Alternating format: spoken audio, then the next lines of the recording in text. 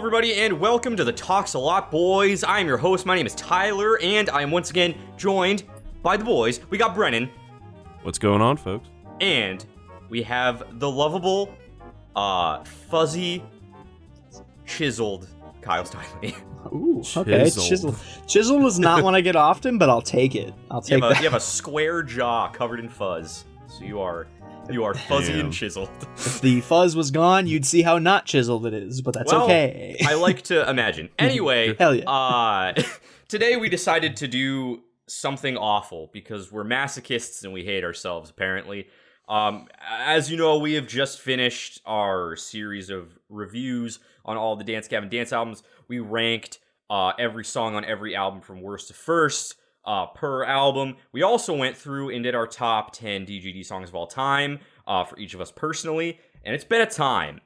And I had the idea the other day, because apparently I hate myself, and I said, hey, what if we took each number one ranked song from each of our album reviews and pit them up against each other for like the ultimate DGD number one song ranking to determine like what is objectively the greatest DGD song of all time according to our process. So that's exactly what we're gonna do today, and it's gonna be fucking terrible. So I am scared. This is probably going to be a very painful experience. Only winners have made it onto this list, so I don't even know how we're gonna begin to compare some of these, but let's strap in. Hell yeah. And get right into it. And these are the songs that we have to work with today. From also, I guess I should say before we start, heavy spoilers for every DGD video we've ever done. Oh yeah, so I guess that's true. Watched our album reviews and you wanna experience those with fresh eyes, go back and watch all of those and come back in a few days when you're schooled up, and then none of these entries will surprise you. Nothing will be spoiled. It'll be great. Okay. Oh, yeah. Now that we got that out of the way, our first contender from Downtown Battle Mountain 1 is Lemon Meringue Tie. From Death Star, our contender is Uneasy Hearts Weigh the Most. From Happiness, we have Carl Barker. From DBM 2, we have Blue Dream, obviously. From, I don't have the album names in front of me, and I'm blanking. Acceptance Speech. Acceptance Speech. Yes, from Acceptance Speech 2.0, we have Turn Off the Lights, I'm Watching Back to the Future Part 2. From Instant Gratification, we have Stroke God Millionaire. From Mothership, we have Chucky versus the Giant Tortoise. From Artificial Selection, we have Evaporate. And from Afterburner, we have One in a Million. Gentlemen, where do we even begin? Something has to take the bottom spot in this ranking. I might have an idea of what it might be, but does anybody have just a very, hardened opinion? Like, one of these songs doesn't even deserve to be here. We gotta throw it at the bottom. So, I don't have that opinion, but Probably good. Because I do want to say before we start throwing names to be ninth, because there are 9 of them. All of these songs have already earned a very high ranking. True. They all won they are the champions of their albums. They already hold a very high stature, whatever the fuck. But it's time to sort the losers from the winners here. You know, some of them aren't gonna make it to the tippity top. They're only gonna make it to the top. So Yeah, just to be here is an honor. it really is. It really is. But some things have to go above other things, because that's just how it works. It's gonna be like picking our favorite child. I'm told that's difficult, and that's basically what this is gonna be. But yeah, any participation ideas? medals are really important here. I don't know why, but I keep thinking Carl Barker should be towards the bottom. Interesting. Kyle, I know before we started recording, you had mentioned that you had a possibly controversial pick I for do. what you think should go at the bottom. I do. And to preface it, I'd say that as I listen to these over again, writing notes and just the blood, sweat, and tears pouring out of every orifice of my body as I wrote these notes, I was just like, you know what? One of these songs has one thing I can critique when I compare them against each other. Because that's the crazy thing, right? Is I've never thought of Chucky versus the Giant Tortoise against something like Uneasy Hearts, those two songs aren't in a comparison for me. Right. To see these ones pitted against each other has kind of opened these new kind of points of view for me. And something that was kind of glaring, kind of just stood out to me a little bit, was that a song called Blue Dream is a tad more repetitive than the others, I'd say. A lot of the other ones kind of really go a lot of places. And while Blue Dream has the iconic disco sex jam, does a lot of really cool things, I adore the song. When I listened back to them all, I had a very visceral experience that kind of changed, morphed, the roller coaster that we always talk about. And with Blue Dream, I still had that roller coaster, but it was kind of this happens, and then this happens, and now we repeat this other section, and then we disco sex jam, and then we repeat this other section, and all the sections are really good, but it doesn't go as many places as some of the other ones do. Mm-hmm.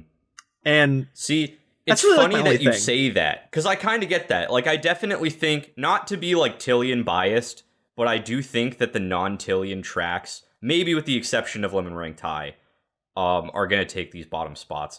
Because I'm actually thinking in the same vein, as much as I love fucking Uneasy Hearts, mm-hmm.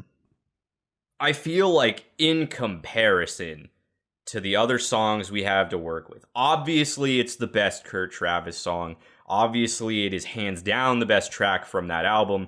But when you put it up against some of these other powerhouses, it just pales in comparison on a technical level, And I think if we're like you're saying, right? We have to, we're doing this subjectively. We can't let our opinions and emotions really take over too much.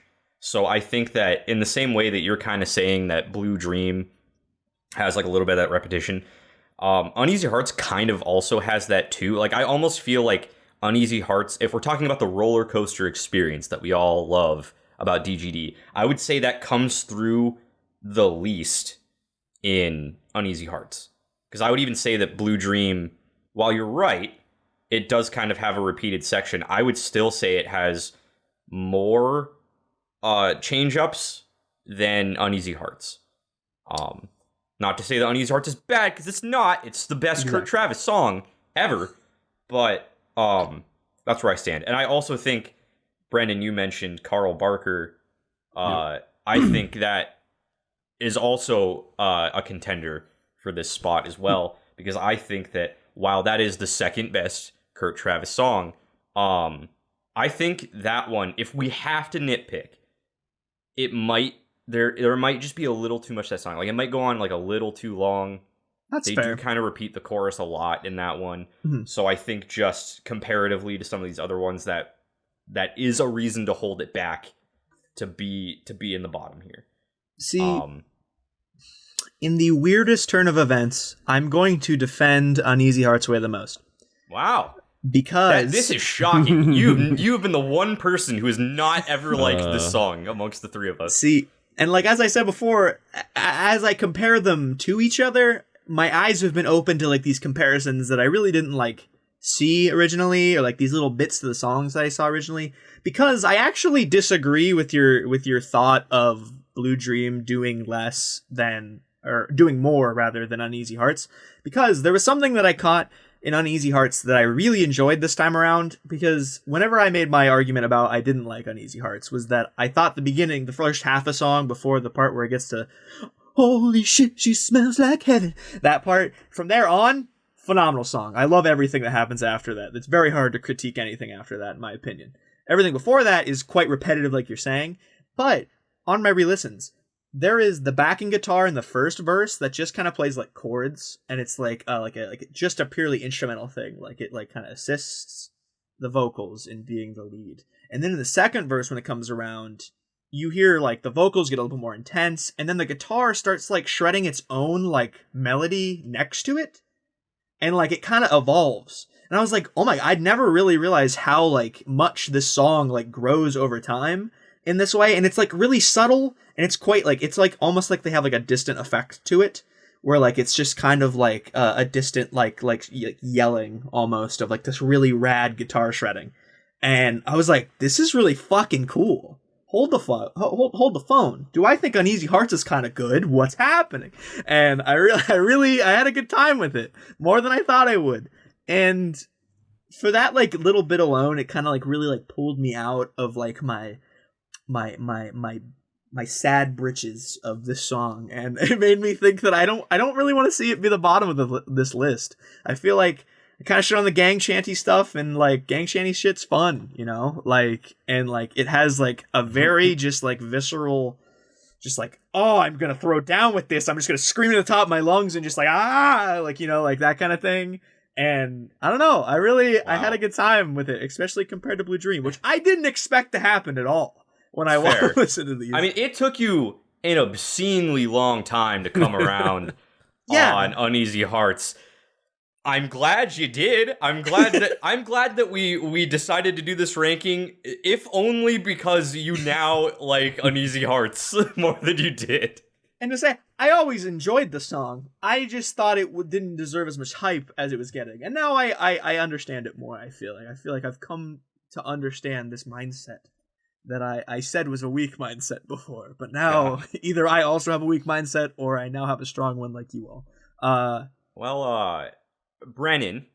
Yo. You haven't gotten a chance to talk too much yet. Yeah. Thoughts on any of these songs so far? Where are you at? How are you feeling? The more you guys talk about it, the more that I'm kind of getting on board with Blue Dream being at the bottom. Because, like, at the end of the day, I mean, I absolutely love the song. But at the end of the day, it's really just a two-hill roller coaster. Okay? Like, it's a composition in which, like, you have the verses, you know, like Johnny Craig kind of doing his thing. And then all of a sudden it hits like this ramp up this hill when, you know, John Mess comes into the fray, and you hear the guitars getting more frantic, and all of a sudden there's like a payoff. And of course, like the first hill goes back to the second verse. And then after the second verse, we fall right into the disco sex jam. Mm-hmm. But that's like it. Even though it's fantastic, it's very well executed. It has that build, you know, that we always look for in songs, that we always rank highly in songs.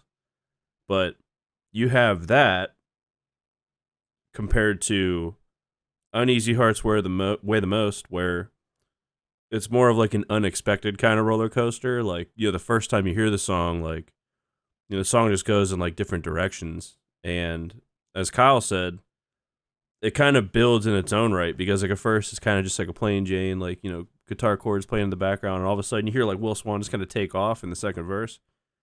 And then like even the second time the chorus comes around, like they add a whole extra part to it. Yeah. And then after that, John Mess comes in. And it's just like a whole new song, a whole new vibe really to it at that point too. It's like the true definition of a breakdown, because now it's like, for this little snippet, we have a totally different song.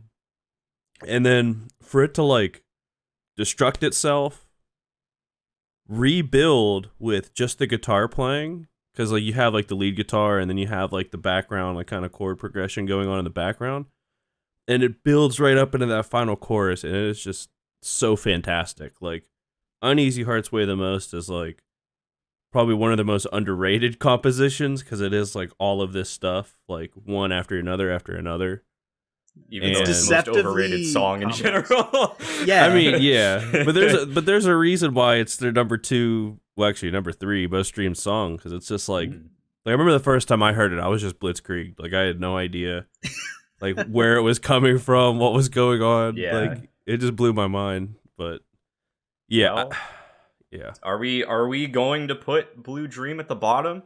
Because I mean, I'm for. I don't want to be for it, but I'm for it. I mean, it seems like the logical move, and there is no move here that's going to make anybody happy. Exactly. So we just have to rip off the Band-Aid and put something there. And I think you've both made very convincing arguments for it to be Blue Dream. So I think, unfortunately, That's it. Even though this feels like a fucking sin, we're gonna lock in Blue Dream at number 9. And I do want to say, before we move on, you watching this, or listening to it, or whatever you do, like, I want you to imagine any other song that we could have said being at the bottom of this list, and then feel that pain, and then be like, it would have happened no matter what. And then come back to this and be like, okay, cool, we're gonna move on. There was no choice for the bottom spot that would not have been painful. In fact, I think it might have been more painful for the average viewer to see us put Uneasy Hearts at the bottom. Honestly. Possibly. I mean, as far as the most views go. Most of the people who commented on the Death Star video were just like, that song's overplayed. Fuck it. So, like... Oh, man. That song's underplayed. What are you talking about? Every DGD song is underplayed. We just need to all be in agreement. Fair, for sure. So, up next, I really feel like the Kurt Travis tunes are next. I agree. Now, here's the thing, right? We've basically stated as a fact up until this point.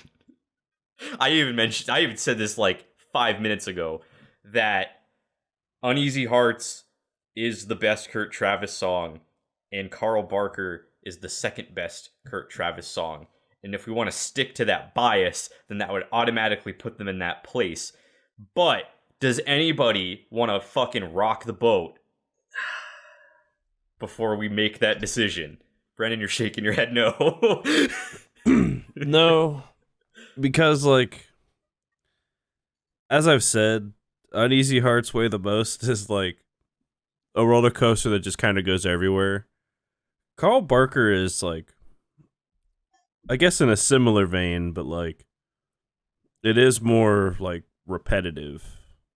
And, like, even though, like, technically, like, instrumentally, there's a lot more going on, like, right off the bat. Right. That doesn't necessarily make it a better song. Mm-hmm. But, I don't know. Like, Uneasy Hearts Weigh the Most just has, like, more going, like... I can't really even say that. The way I see it is kind of like Carl Barker has more going on, but that doesn't necessarily make it a better song just because of that. I think that, like, the execution on Uneasy Hearts is just a little bit better. Like, it's a little bit catchier. It's a little bit more, like, catches you off guard and, like, keeps you guessing and stuff. Whereas Carl Barker is great. They throw a lot at you. There's a lot of that, like, DGD intricacy in the background there of just, like, the interwoven shit and the roller coaster and all that stuff. But also, like, I feel like the song isn't perfect. You know, I think that, like, because listening to it today, like, my only gripe with it was, like, this kind of feels a little too long. Like, I've never thought this before, but after listening to it, like, in the mix of all of these other songs that we're talking about today, like, that was the only song that I felt like, like, I thought this song ended, like, now, but it's still going, and, like, doesn't need to. So I think that while one could make the argument that Carl Barker is objectively better, I can't come to that agreement. I can't bring myself to say that, because I think that Uneasy Hearts somehow achieves, like, way more effectiveness in its simplicity than Carl Barker does in its chaos, I guess. Yeah. Kyle? I mean, you're outvoted, but Kyle? I know that I am, but I still want to present my argument for Carl Barker anyways, because I kind of came down to this myself, because, like, I stated I thought Blue Dream would be the bottom, and these are, like, the next two that I was kind of, like, back and forth on. And it's kind of like the debate for Kurt Travis in general, like, which one do you like more? I feel like this is, like, highly regarded, like you said, than one of the two, you know? And listening to them back to back, the thing that, like, I like kind of got out of it on this, like, comparison was momentum.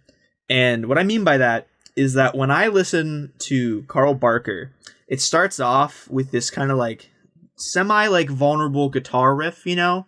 And it kind of grows into this this John Mess part that immediately transitions right into Kurt Travis singing, back to a really sick guitar riff, and it does.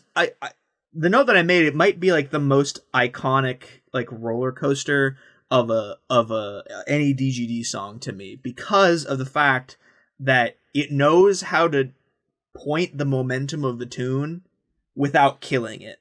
Because to me, like, the thing that Carl Barker does is really cool is they like kind of like shift momentum or tempo of the song a lot, where they'll kind of just like over the course of a couple measures at the end of a phrase, they'll like slow down, like it's not like a boom, we're in a new tempo. It's like a ooh, and then they kind of hit like this new speed that they're going at. And when they do that, it like they don't miss a beat with that. Like they keep the energy going through it, and then they get to this more like slower part with this like drums behind him singing, and then immediately goes back into like this really like big moment, and they're able to like just keep it moving. Like the momentum never breaks. It even like drops to halftime in the last chorus, and I'm still just like chugging along like, oh my god, like I haven't had a moment to breathe, you know? Like it's just continuously just the vibe is flowing and just pounding at me, and it's awesome.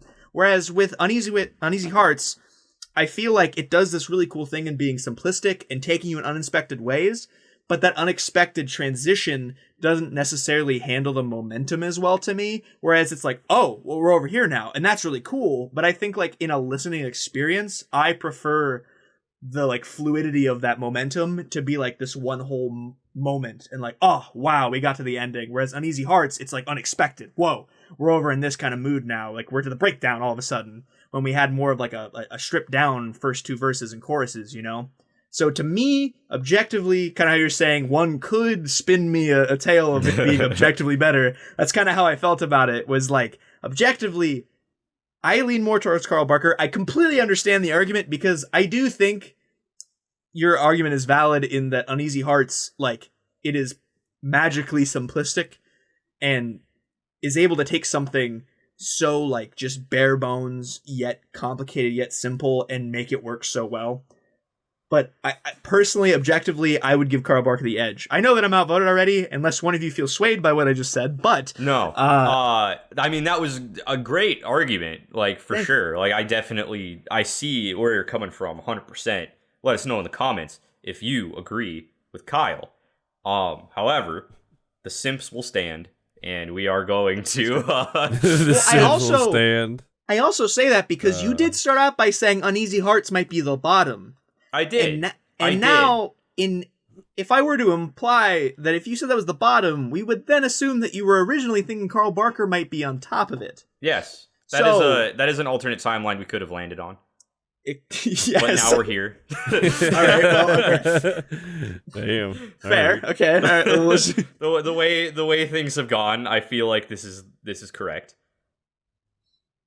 Okay. Cool. So, I mean, yell at me in the comments below if you think I'm just, you know, this is probably, but if you think he's full of shit. This is where I'm at in this moment, and this is where we're going, I think. That's fair. I mean, this is like probably the more popular opinion in general for people anyways. So now here's a opinion that I don't know how well it's going to go over with viewers or you guys. Mm-hmm. I'm going to throw out the song that I think is next. And I just want to hear general reactions. I feel like this is going to go over worse with one of you than another one of you. I already know what it is, I think. I think the next track should be 1 in a Million. Oh. I didn't expect that. I didn't expect that at all. Actually, I love 1 in a Million. Obviously, it won Best Song from Afterburner in our review. It brings a lot to the table. The fucking harmonies. God damn. I mean, he layered his vocals on top of themselves like 38 times or some shit. But in general, I just think that every other song that we have left to talk about is kind of better in one way or another. I mean, if y'all want it to be higher, I just need you to convince me, because the songs I'm looking at right now, like, I in this moment cannot justify putting 1 in a Million over any of the songs we have left. So if anybody has something else they want to throw up on the chopping block, I would love to start a conversation. But this is where my mind's at the moment. Huh. Okay, so here's my initial reaction, right? Because you did ask for like our initial reactions. I didn't expect that song. Didn't figure you would, to be honest. And Brennan, I'm curious to know what song you were expecting, and then I guess I'll just say what I was expecting. I really thought you were going to say Chucky, actually. Oh, no. Okay, cool. No. Okay. I had a great fear that he was going to say Stroke God. No. I was going to be like, I will safely say have you lost that your mind? I will say right now, I think that both of those songs deserve to be in top 4. Yes. Okay. Yes. Even though Chucky was not on my personal top 10 list of shit, I love that song and it's a masterpiece, and I'm not going to do it dirty like that. Like, that deserves to be cool. at the top of the list. So I expected you both to swing at Chucky more than this, so that's cool. No. Chucky's perfect. I mean, I have nothing. I guess. Okay, cool. If I could say anything about it, whenever we did the Afterburner review, I was a bit like skeptical whenever you guys are like, 1 in a Million is obviously the best song, and I'm like, I don't know, like it's a good track, but like compared to all these others, like all these others are some heavy hitters, dude. I mean, and like 1 in a Million, like it doesn't really do a whole lot. I mean, like some of the guitar riffs are a bit tasty. Obviously Tillian kind of takes off in various parts, but then like there's parts where like it slows down and it's just kind of like a little like beat, and like Tillian takes it like really like not low, but like takes it kind of easy in certain spots. But then there's other spots where you just fucking, the sky's the limit. But I mean, I feel like all of the harmonization at the end, like with all the layering and all that good stuff, I feel like that adds so much weight to the song when like the rest of the song really is kind of just a song. Because like the ending is absolutely beautiful. I would like to point out he does the harmony shit throughout the song, just not to that degree. Yeah. Yeah. No, like whenever he actually says like 1 in a Million, like that little excerpt is just tasty as fuck. But like, I don't know, like the rest of the song really just doesn't do a whole lot for me. It's still better than Kurt Travis. Like, I think that what the song does well, it does extremely well. And I will defend our pick for putting that at number 1 on that album forever, probably. I doubt I will ever change my mind on that. I do. No, I mean, it's fair. Yeah. To this day, I still think that it is the best song on the album. Same. But like you said, it is up against some heavy hitters, and it just feels wrong to put it over anything else that's left on the list. For everything it does right, all these other songs do even more right. So, yeah, it's no slight against 1 in a Million. I just think it is a demigod amongst gods, and it can't compete. Demigod amongst gods. That's so true. Even though it is tasty, it's like I'm listening to the harmonization now. I'm just like, damn. Yeah. All right. I think there is personally one song that it is close with, and it would be the final song that we have on here that is not Tillian. Personally, yeah. I was actually going to say Lemon Meringue Tie should go right after 1 in a Million.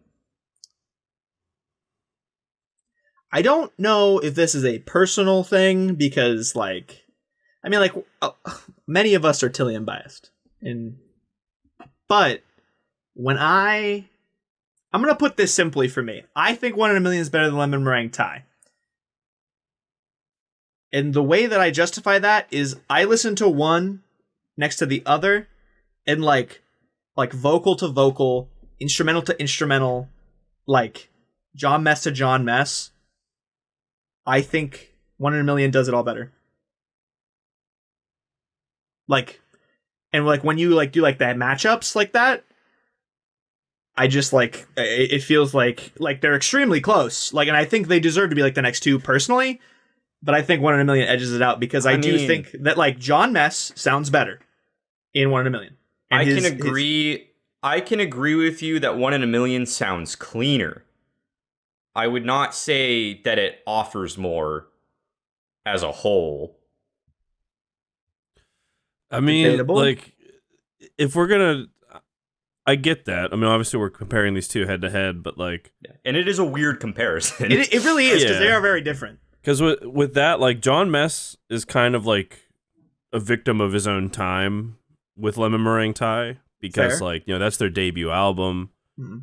I mean, for their debut album to be full of like, you know, Lemon Meringue Tie, Times New Roman, Strawberry Andre, like Lemon Meringue Tie just packs so much Yeah. into one track, while like 1 in a Million doesn't, even though like Tyler said it's cleaner, but like to me, like the heaviness of the harmonization, like the tastiness of the choruses in 1 in a Million is like totally overshadowed by like kind of like the intricacy and like all the stuff to unpack with Lemon Meringue Tie. Yeah. Even And though I- like for me I it's like agree. a victim of its own time. Yeah. But- And I mean, honestly, Kyle, if you listen to like the Tillian version of Lemon Meringue Tie, Ooh. that might make you see it in a different way, because then John Mess sounds like John Mess, and it has like Tillian and not. I don't know. Like, I'm sure you would still come to the same conclusion, Yeah. but like, I like Johnny Craig though. I like Johnny Craig too. I mean, prefer I the like Johnny Craig too. Like, don't get me version, wrong, but like the problem is we're comparing these versions of this song. It's not like the Right. songs in general. And like to me, I just feel like in the head to head, like the cleanness and like the pristine, like the honing in of the craft over time. Because maybe it is like just a with time thing. They've been able to like hone their craft in like a very specific like kind of sound, very like mature like complexity that like they can kind of like just layer it instead of it be like, because like that's kind of how it is, right? Is like 1 in a Million to Lemon Meringue Tie. Lemon Meringue Tie is complex but like wide, and 1 in a Million is complex but tall, where like it's all stacked on top of each other in 1 in a Million, where it's like harmonized and it's like these crazy that was things a all happening at once. surprisingly accurate way to describe those Yeah. songs. that was actually pretty lit. Because like Lemon Meringue Tie is like has a lot of cool stuff going on, but it's not like on top of each other. It like, oh, a cool guitar riff here, oh, a crazy drum thing here, oh, like a really cool soaring vocal thing here, you know, like, and it all happens like back to back. 1 in a Million manages to do that in like a shorter time span, but like stacks on top of each other, and it's just kind of like a mind explosion. And I just think that's more impressive, and like I guess it's just like a matter of preference between the three of us. Like, do you think it's more impressive that they take that and they make it tall and make it long, basically? And to me, it's more impressive that they make it tall, and that's just me. I will also say, not that this really has a lot of weight, but we have used this for arguments in the past. Okay. I would rather, if I were at a concert, I would get more excited if they played Lemon Meringue Tie over 1 in a Million. Well, I mean, because because Tillian's on the stage. Like, Well, either way, I honestly, if Johnny Craig came out to do Lemon Well, I Meringue mean, Tie, yeah, I'd that'd be be more cool too. excited just I mean, like, the fucking because prospect it's- of that. you know how like far removed Lemon Meringue Tie is from them than 1 in a Million? Like, we're talking about one of the first songs they released to one of the most recent songs they released. Like, that's actually know. what the I just comparison think- is. I just think Lemon Meringue Tie is, it's like, I will agree with you. They do good things in very different ways. So I think it really is just like, it kind of comes down to a matter of opinion at a certain point. But I just, in my mind, I really think that Lemon Meringue Tie offers a little bit more than 1 in a Million. I mean, that's fair. I mean, like I said, it's really close. And I like, after I gave like the long to tall thing, like, it's really, I think, more like a preference. Like, Right. it's like it's like personal preference. It's nostalgia. It's like, what do you like look for more of in a song? Do you look Right. for like this long, like a spotlight on this thing, a spotlight on this thing, or do you like look for like the whoa? These are all like crazy things happening at once. Like, you like Yeah. get like you have a certain like personal preference to that, and like in this scenario, it's 2-1 to Lemon Meringue Tie, and that's okay. I mean, Yeah. like I think it's extremely close, like I said before. So like I'm not bummed. I'm glad I got my argument out there, because I feel like there are probably people that are like in my boat. I mean, Yeah. so Definitely. either way, I mean, I think that like I think that these two songs belong in these two spots, Mhm. and the order isn't super important. I think this is the way that we're going to order them, but you at home might have them flipped, and that's okay, because some people like wide songs, and some people like tall songs. And in this scenario, we have 2 wide boys and 1 tall boy, and that's just the way it's gonna go today. That's how it is. That's all right. I'll take it. And just like that, we are into the top 4 because this is only a 9-song list. So we are left with Turn Off the Lights, Stroke God, Chucky, and Evaporate. A who's who of DGD bangers. One that I really don't want to touch with a fucking 900-foot pole. But we're here and we have to talk about this.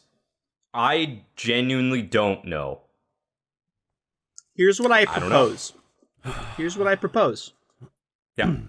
It's the perfect scenario for this. We're going to do a round of tabling. I don't know if I can, though. It's the perfect way, because just pick the one that you're most passionate about, and we will be left with the one that is just the odd man out. And then we can have a conversation of whether or not it deserves to be the odd man out, obviously, because like one of us could pick the one that another person thinks is the best. But like whatever. Honestly, I think you should do tabling. It's a fair way of doing it.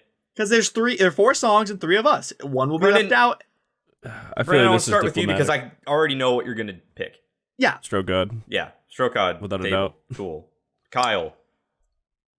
Turn Off the Lights. All right. Fair. Ooh. I don't know. So we'll have a conversation between these two then. This works then still. Because if I'm being honest with you, I'm kind of leaning to these two being the next conversation. I mean, I will say that if Stroke God and Turn Off the Lights are the top 2, I won't complain.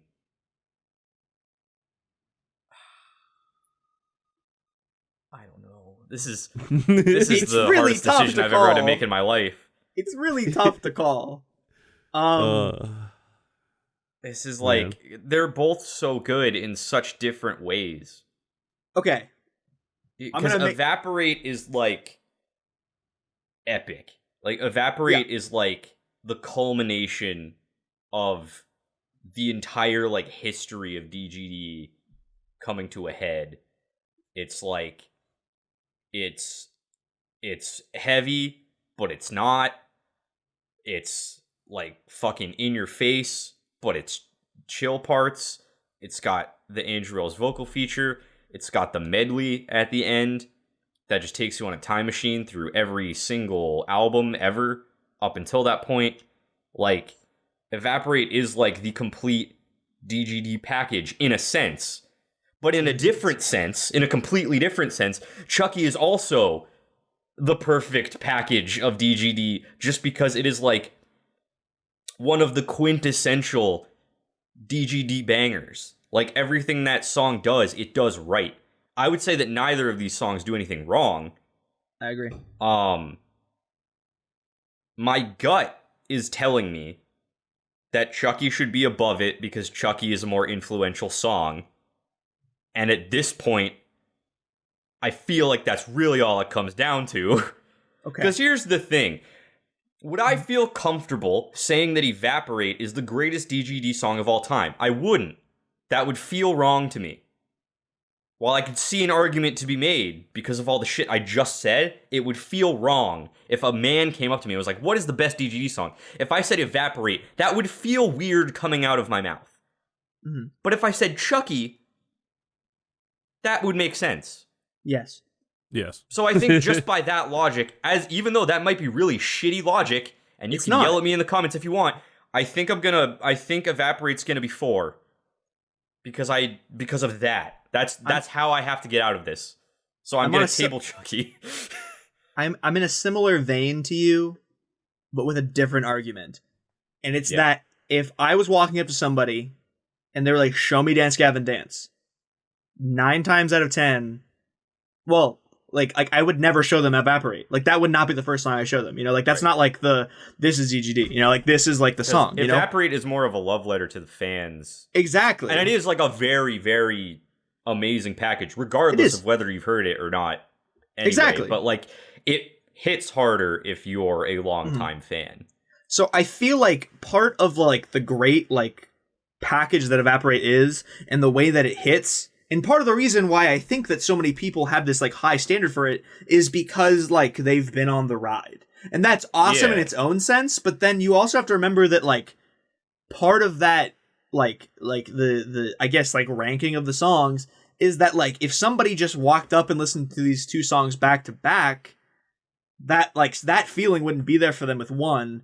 But like that level of like disconnect isn't there for Chucky. Like Chucky, you hear Chucky is in fact one of the songs I would first show. Like in like the first 5 songs I'd show somebody from DGD, Chucky would be there. I'm saying there are 2 songs left on this list that fall into that category, and that would be Chucky and Stroke God. Yes. So with the same logic I just presented with Evaporate, I think also if someone came up to me and was like, "Show me Dance Gavin Dance," I would not immediately go to Turn Off the Lights. That is fair. While it is a very objectively good song, even today upon listening to it, I liked it a lot more than I even remember liking it. I was like, I want to put this over half the shit on the list. This is top 4 material. Like, which is weird to say because I would never put this in like my top like 20 DGD songs probably, but like it's a really fucking good song. It's the best song from that album and it deserves to be here. And it deserves to be in the top 4. And it has made it to the top 4. But I also think that, in my eyes, it does not make sense to put it over Chucky or Stroke God. Correct. Argue with me. Okay.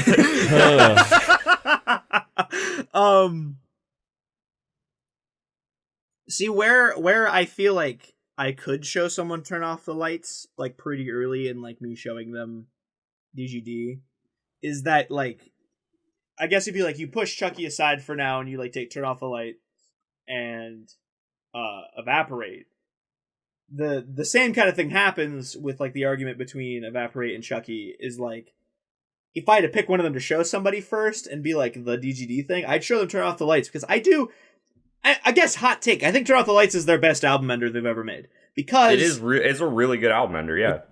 I have a bias toward Evaporate, but like, yeah, I agree. Objectively, Turn Off the Lights is probably better. And that's the thing, right?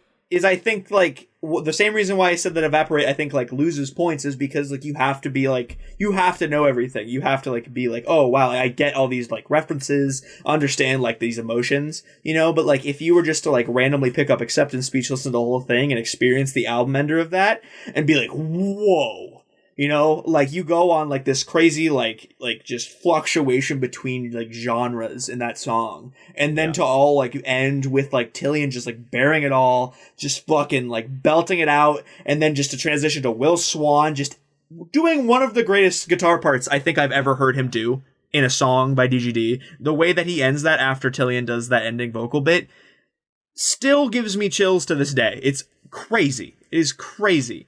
And then for it to like just ramp back up at the end and just absolutely pound you into the fucking dirt and be like, "You're a fan now, bitch," and then just walk away like all epic. It's just like it's so great. Like it's just such a great album ender. Yeah, definitely. So as far as like 4 goes, I'm very solid in saying that I think Evaporate should be 4th. I 100% agree with that. Evaporate. Okay. The more we talk about this, like. You are correct. Like, Turn Off the Lights deserves to be above Evaporate. And Turn Off the Lights does not deserve to be above those other 2. So, like, Evaporate is 4. Turn Off the Lights is 3. Like, 100% agree. You happy with this, Brennan? I am totally on board. Because Evaporate, I mean, like you guys said, it's kind of like, you know, some fan service. Like, the song is really gauged more towards people who have been a fan for a while. And then, like, listening to it, like, you can tell that, like, the instrumentals are kind of more, like, complimentary, while, like, they push, like, the vocal performances, like, to the front of the stage. And, of course, like, that really comes out in the end with, like, all the callbacks and, like, even, like, the Andrew Wells features and stuff. Like, the instrumentals really aren't doing a whole lot. But then you have like Turn Off the Lights, and like it's just like this fucking roller coaster of like totally unexpected ways to like, you know, portray this song. And oh my gosh, like I think Kyle's probably correct that it is objectively the best album ender, simply because it is so like unexpected and like, you know, you're totally caught off guard, like being hit from different angles and stuff. But Yeah. I totally agree with these picks. Well, that brings us down to the fight of the millennium. It really is. The showdown. Stroke God Millionaire versus Chucky versus the Giant Tortoise. That was a confusing sentence. One of these songs is apparently the greatest DGD song of all time based on our objective rankings. I think I'm leaning one way. I think Brennan's leaning that way too, but I don't want to make this like a one-sided thing because it's a real. I don't want to make this seem less close than it is because this is very close. Kyle, I want you to start. Yeah. I know you do. And I will start off by saying I feel like the battle between Turn Off the Lights and Chucky is very close. Like closer. I actually. You mean if we Stroke were, like, God? No. I like to finish You're off. talking about three. Oh. Yeah, 2 and 3. Because like we kind of just were like, and these two are better than those ones. I actually, in my mind, Chucky and Turn Off the Lights and Stroke God, I think are a lot closer together than Evaporate is to those. In my mind, I think like these top 3 are like very close, very, very, very close. And then like the argument of like showing the songs to people, I think is what edges these two past Turn Off the Lights. I have talked about this before. I mean, onto the top 2, onto the top 2. I've talked about this before, and how like Mothership was like my personal like first like full album experience of DGD. I experienced We Own the Night and Stroke God first, and The Cuddler, actually. I experienced them, like, in, like, an isolated experience, like, as my first, like, DGD, like, whoa, holy shit. But then when I first, like, gave my full album a listen, it was Mothership. And there is something so powerful about, like, that moment where I sat down at, like, my desk at my house, and I turned on this album, and I heard Chucky start. And I don't know if it's like just nostalgia, but like the arguments we made for Chucky before, it's just so hard because like there's also Stroke God in contention, and Stroke God is just like a masterpiece in its own. God, this is close for me, but I feel and like I think the easy answer is Stroke God. Like it's the easiest answer because like it's like widely known as like a top contender, and I don't think Chucky is as much. I feel like Chucky is more popular than Stroke God. Yeah. Do you think so? By a pretty wide margin, yeah. Do you think so? Yeah, Chucky actually has Chucky's like way one of the more most popular plays. songs ever. Really? Yeah. Because it's like it's like mainstream. A lot of people got into DGD because of that song, because of that album. That was like the first single from that album. It was the first song on the album. Like that is a song that like people just when they think DGD, they immediately go to Chucky. It's extremely popular. Stroke God a lot less so. Like it has a music video, people enjoy it, but it's not as much of a staple to most people. But here is my logic, because I feel cheap saying that Stroke God deserves to be number 1 over Chucky. It feels like it's just the generic easy answer, right? But if you really break it down objectively, the way the songs are structured, what each song brings to the table, the DGD-ness of the songs, right? Like, what do we like about Dance Gavin Dance above other bands? What is it that brings us to this band that, like, is the reason we live and breathe this shit? It's the roller coaster. It's the constant, like, switch-ups and changes, weaving a quilt of different songs to make one, like, masterpiece of a song. And that is Stroke God 100%. Like, between these two songs, they're both perfect songs for what each of them try to do. But if we're thinking about it from, like, just like mechanically and like what evokes more stuff, what tries more things and succeeds, what is like a more unique sounding song, what stands above the rest.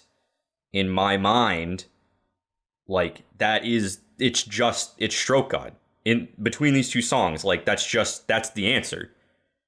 And while I could see a world where I would like introduce someone to Chucky before Stroke God, like objectively Stroke God just offers so much more that to me it just feels like it deserves to be the winner.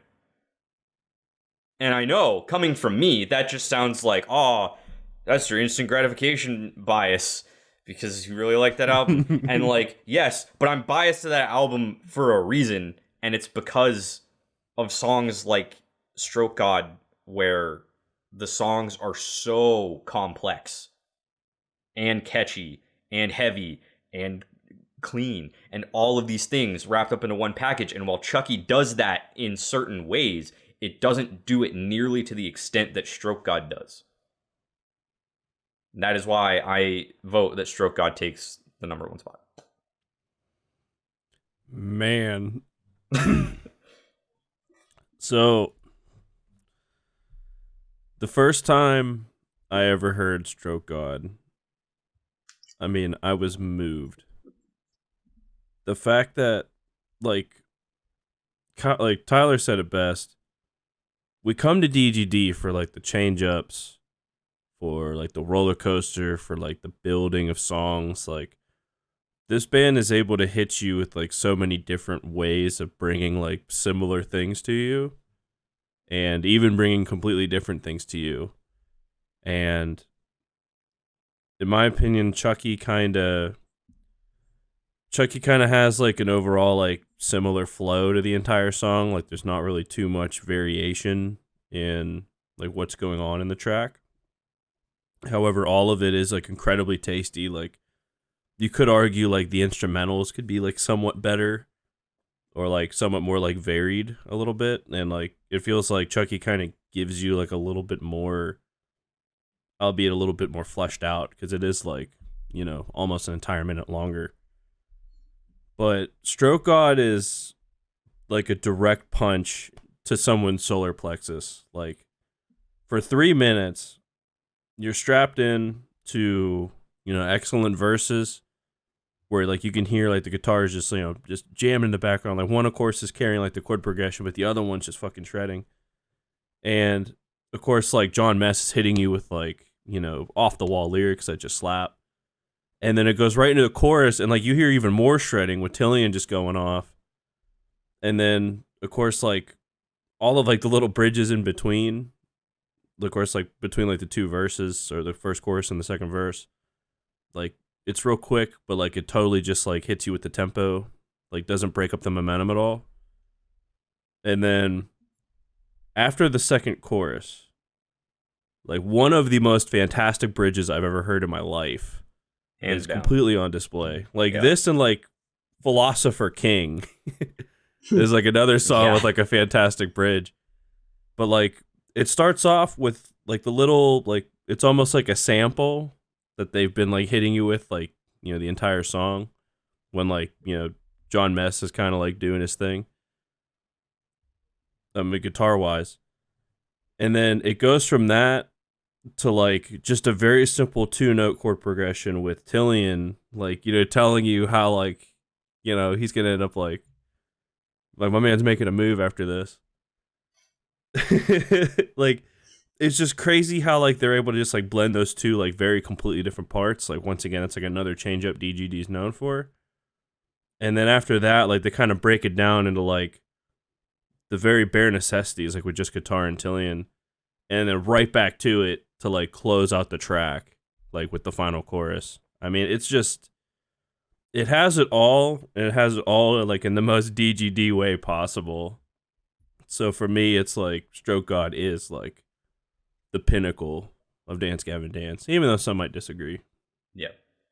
And I will say, even if even because I know in that episode where we reviewed that album, it was like a coin toss between that or We Own the Night. Right. And like I would have said the same argument, I think, if it was We Own the Night and not Stroke God, because I think that song also does all the stuff we just talked about better than Chucky also.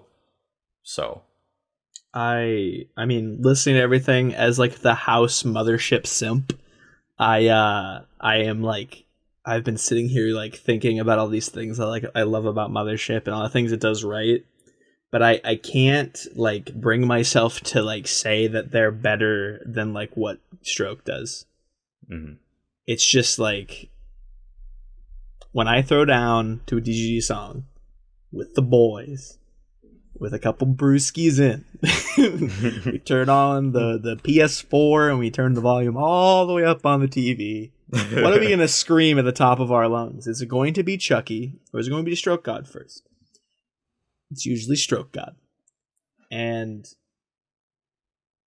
I just can't find a good argument to say other, like, to flip the conversation. Yeah. As much as I adore Chucky and I really want to find an argument to say that Chucky is number one, I cannot. So as much as I want this to be closer than it is, there is a right answer. And it's Sure Stroke there God. is. yeah. Oh man. I almost feel bad because going into this, I didn't want to pick Stroke God as number one because I'm like, people are going to think I'm a fucking sham. But like, you just can't convince me otherwise. It's just, it is the best song on here. Yeah. I'm like That's just physically the truth. hurt. Like that I can't like think of like another argument to like go for it because I don't think there is one. I'm sitting here like racking my brain as you guys are talking like, God, what is it? What is the key to like to changing the existence that we live in? And it's nothing. There's nothing, Tyler. There's nothing, Brennan. There's nothing. Stroke God wins. Yeah. Deserve it. As painful as it sounds, it does deserve it. It's very resistance is futile. awesome. Resistance is futile. Well, Stroke honestly, God. guys, this was not as painful as I thought it would be. I was expecting a lot more arguments and a lot more screaming and tears. We actually got through this fairly efficiently. Yeah, honestly, not a whole lot of broken hearts this time. Which is, I think, is just a sign that this is the correct order these songs are supposed to be in. Yeah. So let's do a little recap before we close things out. Coming in at number 9 is Blue Dream. Number 8 is Carl Barker. Number 7 is Uneasy Hearts Weigh the Most. Number 6 is 1 in a Million. Number 5, Lemon Meringue Tie. Number 4, Evaporate. Number 3, Turn Off the Lights. I'm Watching Back to the Future Part 2. Number 2, Chucky versus the Giant Tortoise. And number 1, Stroke God Millionaire. We have done it.